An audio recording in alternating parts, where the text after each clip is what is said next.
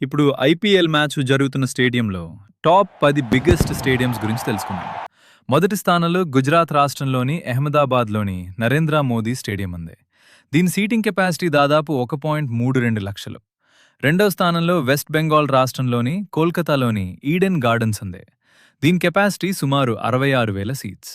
మూడో స్థానంలో తెలంగాణ రాష్ట్రంలోని హైదరాబాద్లోని రాజీవ్ గాంధీ స్టేడియం ఉంది. దీని కెపాసిటీ 55,000 సీట్స్.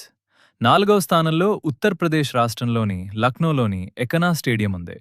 దీని కెపాసిటీ 50,000 సీట్స్. ఐదో స్థానంలో ఢిల్లీలోని అరుణ్ జైట్లీ స్టేడియం ఉంది. దీని కెపాసిటీ 48,000 సీట్స్.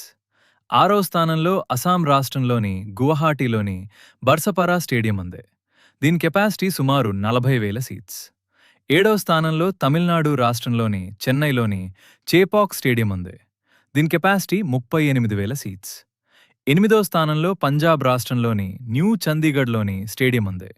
దీని కెపాసిటీ సుమారు 38,000 సీట్స్.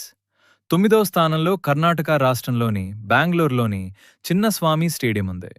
దీని కెపాసిటీ 35,000 సీట్స్. పదవ స్థానంలో మహారాష్ట్ర రాష్ట్రంలోని ముంబైలోని వాంఖెడే స్టేడియం ఉంది. దీని కెపాసిటీ 33,000 సీట్స్.